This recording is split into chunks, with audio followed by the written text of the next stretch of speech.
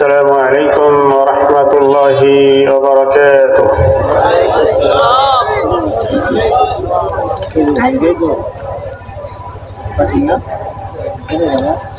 الحمد لله نحمده ونستعينه ونستغفره ونؤمن به ونتوكل عليه ونعوذ بالله من شرور أنفسنا ومن سيئات أعمالنا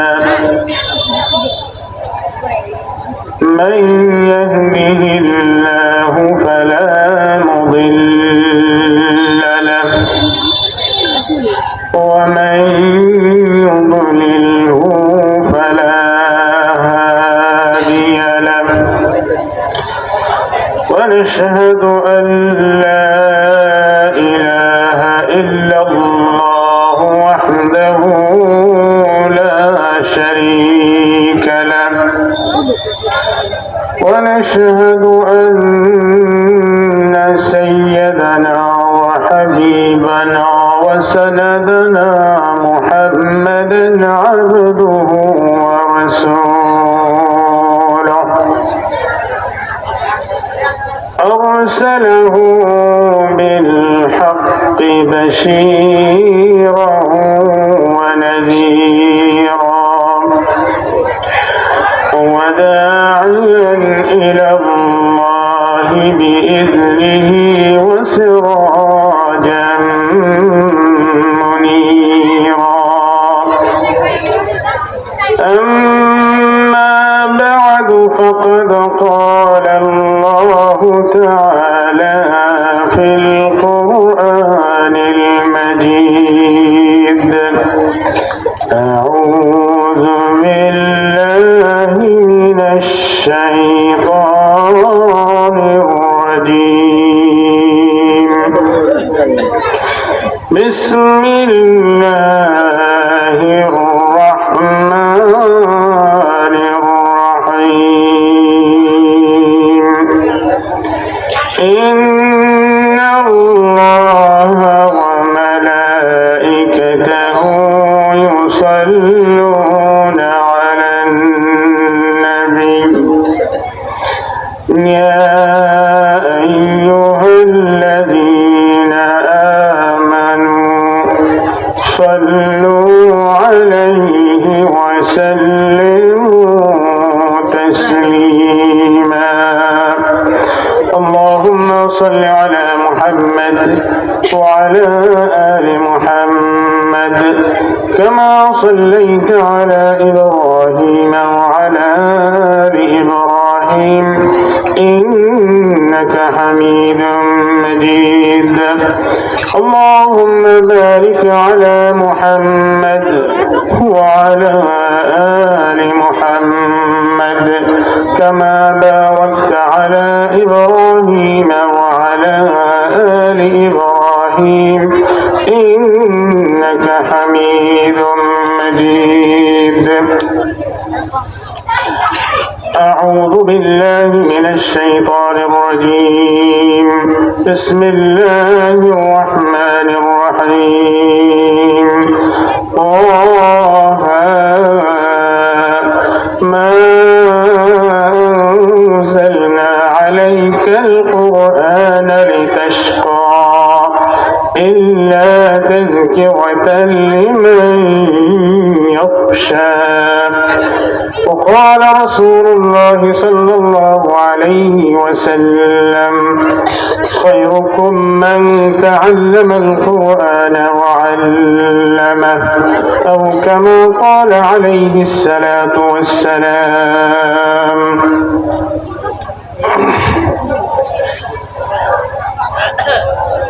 আজকের তাফসীরুল কোরআন মাহফিলের সমাপনী দিনের সভাপতি মঞ্চে উপবিষ্ট উলামায়ে কেরাম এবং দূর দূরান্ত থেকে আগত আমার দ্বীনী ভাইয়েরা এবং পর্দার আড়ালের মা এবং বোনেরা যারা শুনছেন, আমি আবারও আমার আলোচনাকে ইসলামিক গ্রিটিংস, ইসলামিক সম্ভাষণের মাধ্যমে শুরু করছি। আমি আবারও সালাম দিচ্ছি, আসসালামু আলাইকুম ওয়া রাহমাতুল্লাহি ওয়া বারাকাতুহু। মহান আল্লাহ রাব্বুল ইজ্জতুল জালালের দরবারে আমরা শুকরগুজার হচ্ছি যে মানিব, যে মালিক, যে রব আপনাকে আমাকে আজকের এই বিশাল মাহফিলে কিছু সময়ের জন্য কোরআন এবং হাদিসের আলোকে কিছু কথা বলার এবং কিছু শোনার যে তৌফিক আল্লাহ তাআলা দান করলেন, সেই মুনিবের দরবারে আমরা কালিমাতুশ শুকর জানাচ্ছি। সবাই মন খুলে প্রাণ খুলে আমরা বলি আলহামদুলিল্লাহ। এটা সত্যি আল্লাহর পক্ষ থেকে বিশাল মেহেরবানি। এটা আপনার আমার ইচ্ছায় হয়নি, এটা আল্লাহ ইচ্ছা করেছেন। আর আপনি আমি এই মসজিদে, এই মাদ্রাসার মাহফিলে আসার যোগ্যতা আল্লাহ তাআলা আপনাকে আমাকে দান করেছেন। সম্মানিত দ্বীনী ভাইয়েরা আমার, আল্লাহ তাআলা বলেন, লাইন শাকারতুম লাযীদান্নাকুম।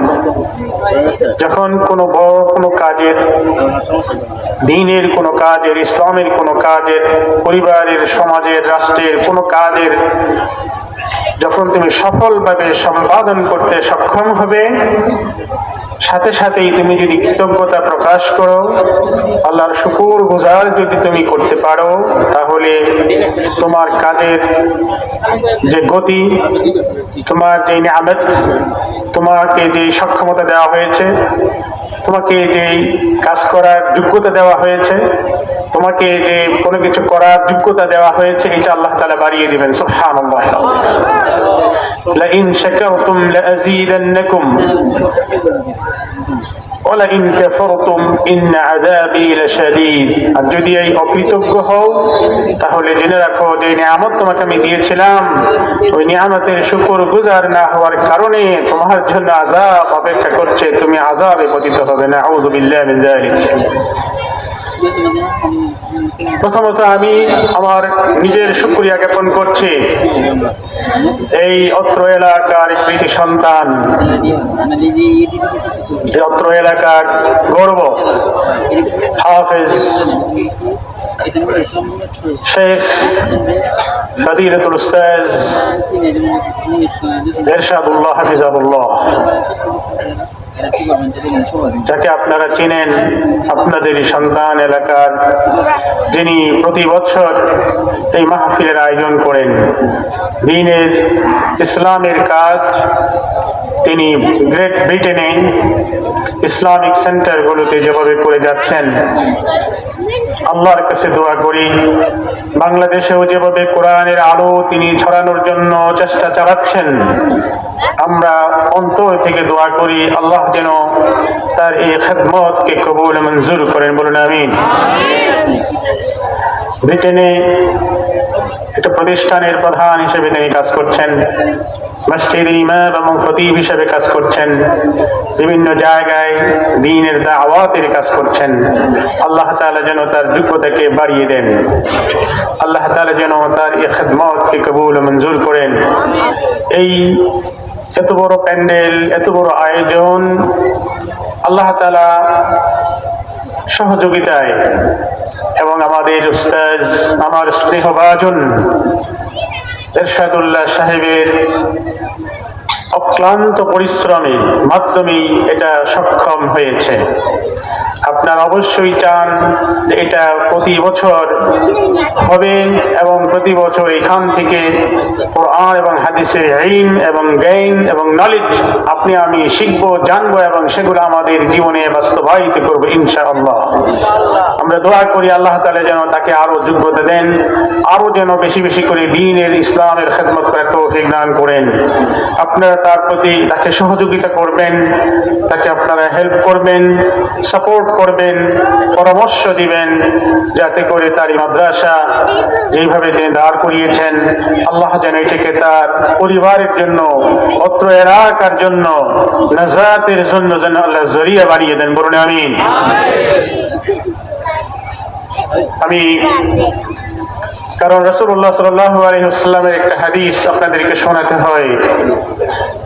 আমি কৃতজ্ঞ, আমিও এসেছি, লন্ডনে থাকি, আমি চলে যাব অল্প কয়েকদিনের মধ্যেই। ইরশাদুল্লাহ আমাকে দাওয়াত দিয়েছেন, আমি তার দাওয়াতে এসেছি। আমি তার কাছে কৃতজ্ঞ যে আমাকে তিনি দুটো কথা বলার সুযোগ করে দিয়েছেন। এই উলামায়ে কেরাম এবং আপনারা যারা আমার সামনে উপবিষ্ট আছেন, এই যে সুযোগ, এর জন্য আমি তার কাছে কৃতজ্ঞতা প্রকাশ করছি। কারণ রাসূলুল্লাহ সাল্লাল্লাহু আলাইহি ওয়াসাল্লাম বলেন, মান লাম ইয়াশকুরিন নাস লাম ইয়াশকুরিল্লাহ, মান লাম ইয়াশকুরিন নাস লাম ইয়াশকুরিল্লাহ। যেই ব্যক্তি মানুষের কৃতজ্ঞতা প্রকাশ করে না, যদি কেউ কারো উপকার করলো আর সেটাকে স্বীকার করলো না, রাসূলুল্লাহ সাল্লাল্লাহু আলাইহি ওয়াসাল্লাম বলেন, লাম ইয়াশকুরিল্লাহ, সে তার রবের, সে আল্লাহর কৃতজ্ঞতা প্রকাশ করলো না। সুবহানাল্লাহিল আযীম। সেই জন্য একটা শিক্ষা হলো এই, আপনি এবং আমি যখনই কারো মাধ্যমে কোনো উপকার আপনার আমার হয়ে থাকে, সাথে সাথেই তার শুকরিয়া আদায় করতে হবে। কারণ মানুষের শুকরিয়া আদায়ের সাথে আল্লাহ রাব্বুল ইজ্জতুল জালালের যে শুকরিয়া, এটা সম্পৃক্ত। এটা মানুষের শুকরিয়া আদায় করার সাথে সাথে আল্লাহ রাব্বুল ইজ্জতুল জালালের যে শুকর, এটা এমন ভাবে কানেক্টেড যে মানুষের শুকরিয়া আদায় করলে আল্লাহরও শুকরিয়া আদায় হয়ে যায়। সুবহানাল্লাহ। সম্মানিত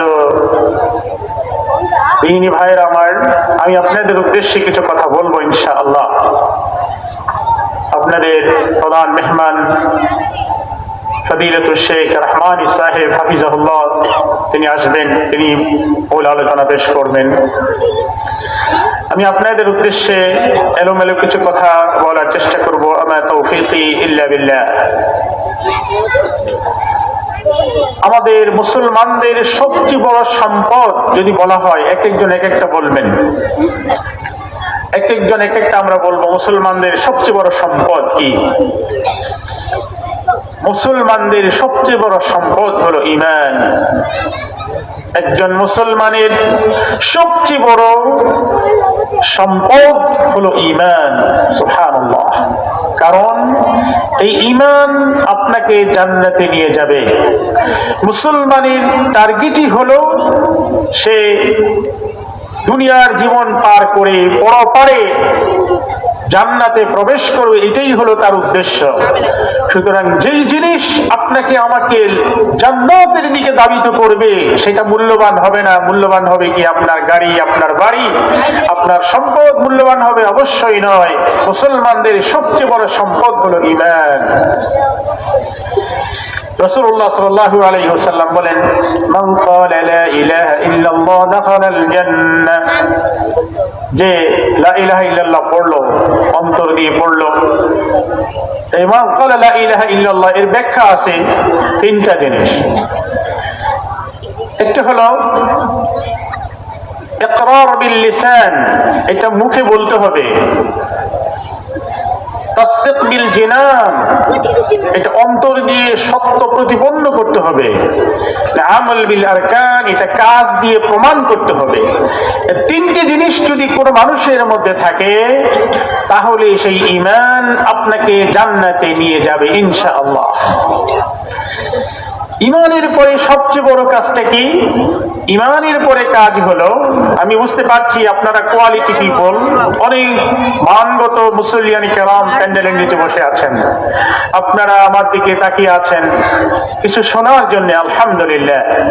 সেই হিসেবে খুব মনোযোগ দিয়ে শুনলে আমার কাছ থেকে কিছু পাবেন ইনশাআল্লাহ। ওয়া মা তাওফীকি ইল্লা বিল্লাহ। ঈমান, ঈমানের পরে, ঈমানের মর্যাদার পরে যেই কাজটা ঈমানের চাহিদা, সেটা হলো আমল। ইলম এবং আমল খুবই কাছাকাছি। জ্ঞান অর্জন করতে হবে, এরপরে আমল করতে হবে। কোরআন কারীমের মধ্যে যেই জায়গাগুলোতে ঈমানের কথা বলা হয়েছে, সাথে সাথেই আমলের কথা আল্লাহ তাআলা বলেছেন। ওয়াল আসর ইন্নাল ইনসানা লাফি খুসর ইল্লাল্লাযীনা আমানু ওয়া আমিলুস সালিহাত। এখানে ঈমানের কথাও আছে, আমলের কথাও আছে।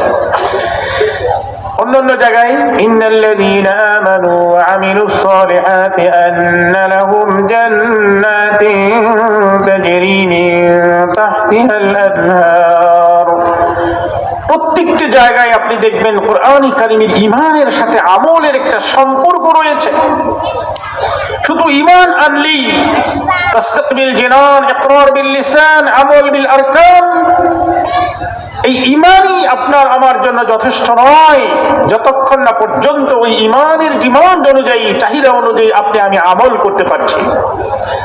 অনেকেই বলে আমার ঈমান বড় মজবুত, আমি নামাজ পড়ি না, তাতে কি হয়েছে? অনেকেই বলেন আমার ঈমান বড় মজবুত, আমি রোজা রাখি না, তো কি হয়েছে? আমার ঈমান তো শক্ত মজবুত রয়েছে।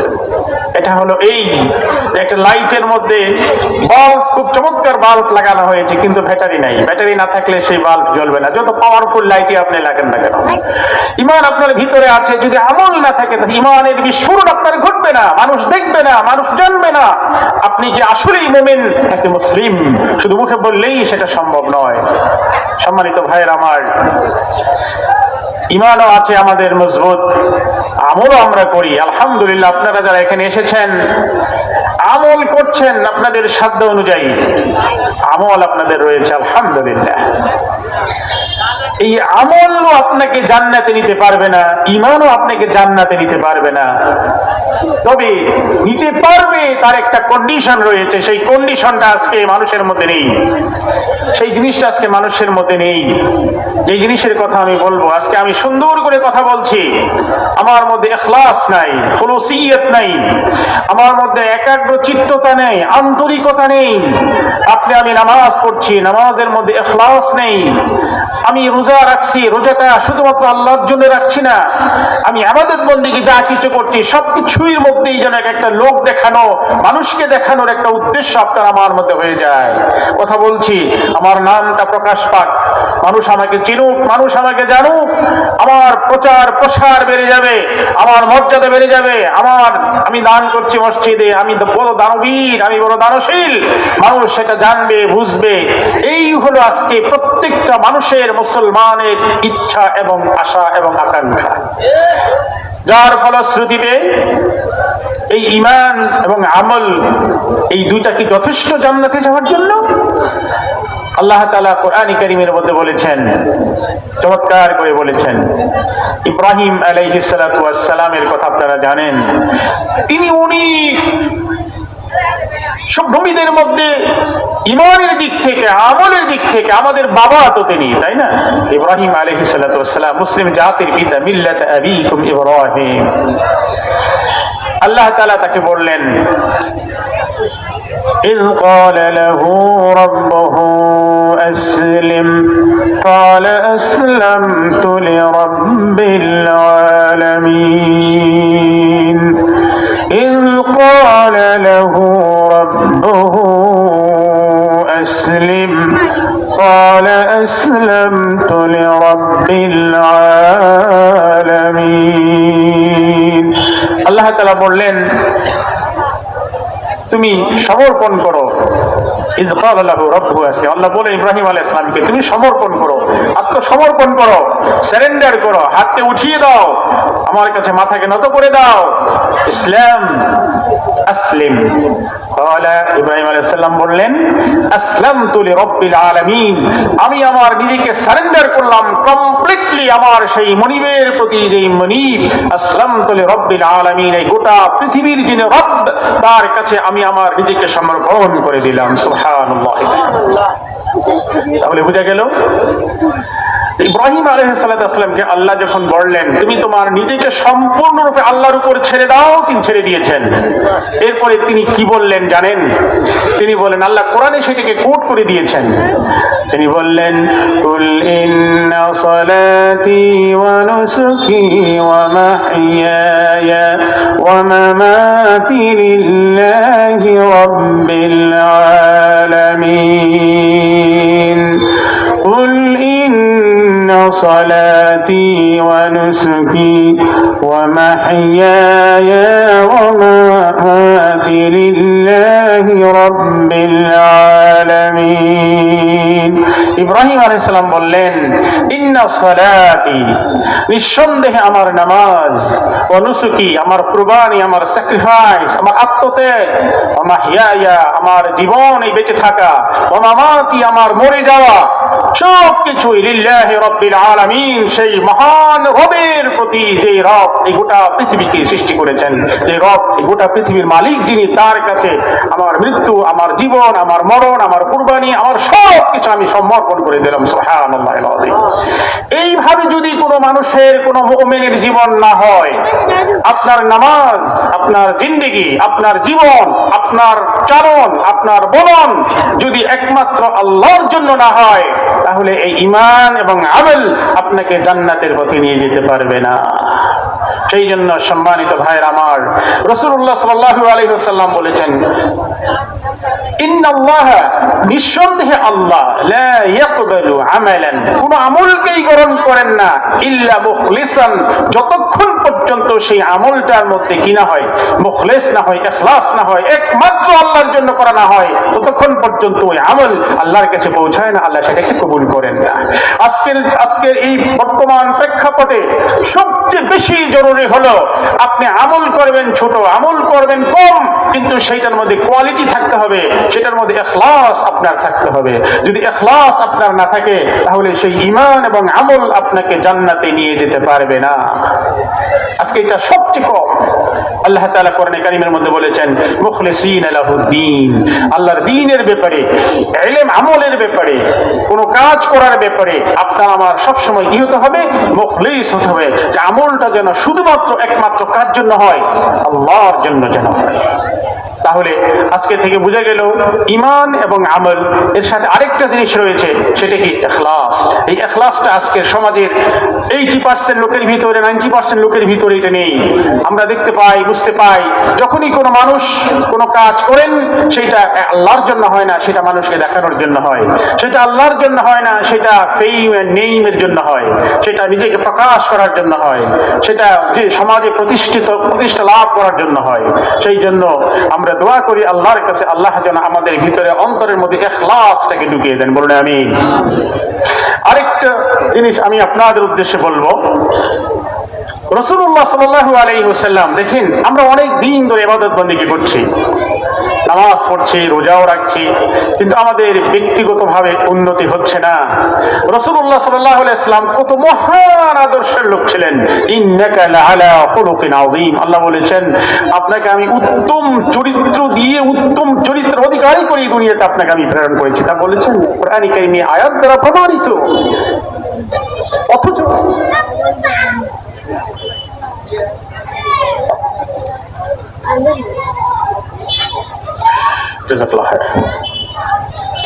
আমার সময়ের স্বল্পতা রয়েছে, জাস্ট আমি একটা দোয়া বলি শেষ করে দেব ইনশাআল্লাহ। রাসূলুল্লাহ সাল্লাল্লাহু আলাইহি ওয়াসাল্লাম একটা দোয়া করতেন সব সময়, আপনারা সেই দোয়াটা করার চেষ্টা করবেন। সেই দোয়াটা হলো, রাসূলুল্লাহ সাল্লাল্লাহু আলাইহি ওয়াসাল্লাম বলেছেন, আল্লাহুম্মা জাআল ইয়াওমানা খায়রাম মিন আমসিনা, ও আল্লাহ আজকের দিনটাকে আমার জন্য ভালো করে দেন গতকালের দিনের চাইতে। গতকাল আমি যা করেছি তার চেয়ে আজকে যেন আমি ভালো কাজ করতে পারি, ভালো কিছু হয়। ওয়াজআল গাদানা খায়রাম মিন ইয়াউমিনা, আগামীকালটাকে আমার জন্য ভালো করে দেন আজকের চাইতে। আজকে যে কাজ আমি করেছি তার চাইতে আগামীকাল যেন আমি ভালো কাজ করতে পারি। এটা দিয়ে বোঝানো হয়েছে যে আপনার আমার জীবনে অবশ্যই ডেভেলপমেন্ট থাকতে হবে, উন্নতি থাকতে হবে, সেটা আমলের ক্ষেত্রে হোক, সেটা ঈমানের ক্ষেত্রে হোক, সেটা মানুষের সাথে চলাচলের ক্ষেত্রে হোক, চলনে হোক, বলনে হোক, সব জায়গায় আপনার আমার মধ্যে একটা উন্নতি, একটা ডেভেলপমেন্ট যদি না থাকে, তাহলে আমি আসলে কোয়ালিটি মুসলিম হতে পারবো না, কোয়ালিটি মুমিন হতে পারবো না। দোয়াটা হলো আল্লাহুম্মা জাআল ইয়াওমানা খায়রাম মিন আমসিনা ওয়াজআল গাদানা খায়রাম মিন ইয়াওমিনা ইয়া আল্লাহ। সুবহানাল্লাহ।